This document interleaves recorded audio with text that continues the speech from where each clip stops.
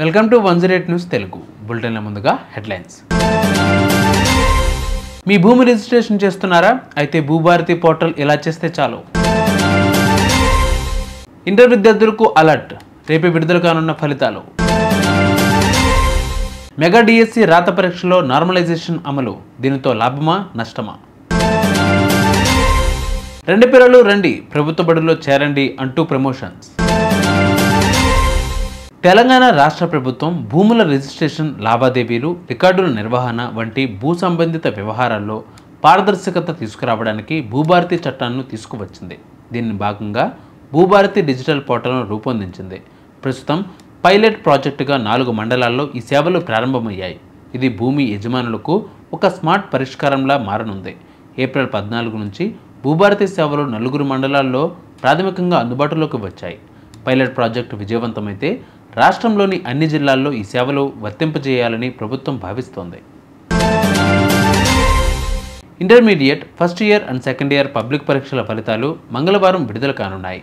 నాంపల్లిలోని విద్యాభవన్లో ఉప ముఖ్యమంత్రి మల్లు భట్టి విక్రమార్క చేతుల మీదుగా ఇంటర్ ఫలితాలు ప్రకటించనున్నారు. ఈ మేరకు తెలంగాణ ఇంటర్మీడియట్ బోర్డు కార్యదర్శి ఎస్ కృష్ణ ఆదిత్య తాజాగా ఫలితాల విడుదల తేదీని ఖరారు చేశారు.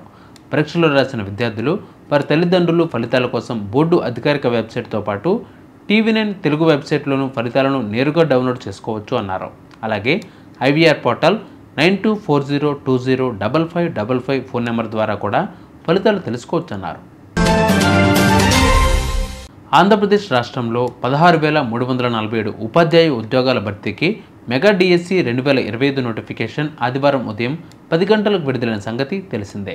ఈ ఉద్యోగాల భర్తీకి సంబంధించిన పూర్తి వివరాలు విద్యాశాఖ అధికారిక వెబ్సైట్లో అందుబాటులోకి తీసుకువచ్చారు. సిలబస్తో పాటు అర్హతలు, జిల్లాల వారీగా ఖాళీల వివరాలు, రాత పరీక్షల షెడ్యూల్, పరీక్ష ఫీజు వంటి ఇతర పూర్తి వివరాలను అందుబాటులోకి తీసుకువచ్చారు.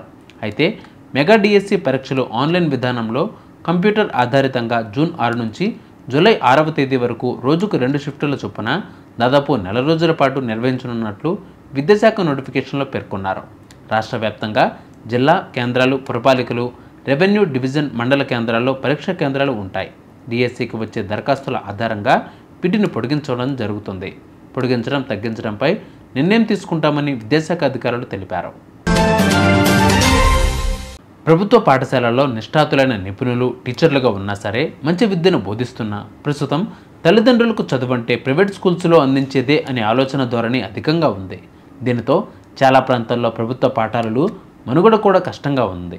అయితే ఒక ప్రధానోపాధ్యాయుడు స్కూల్లో స్టూడెంట్స్కు కల్పించే సదుపాయాలను, చదువు చెప్పే విధానాన్ని ప్రజల వద్దకు సరికొత్త పద్ధతిలో తీసుకుని వెళ్తున్నారు. ఏజెన్సీలో బైక్కి మైక్ కట్టి మాస్టర్ ప్రచారం చేస్తున్నారు. అంతేకాదు వాట్సాప్ స్టేటస్లుగా స్కూల్ ప్రమోషన్స్ నిర్వహిస్తున్నారు. చూసారుగా బులెటిన్ అప్డేట్స్. మరిన్ని అప్డేట్స్ కోసం మా ఛానల్ 108 టీవీ 24/7ని ఫాలో అవ్వండి. నమస్తే.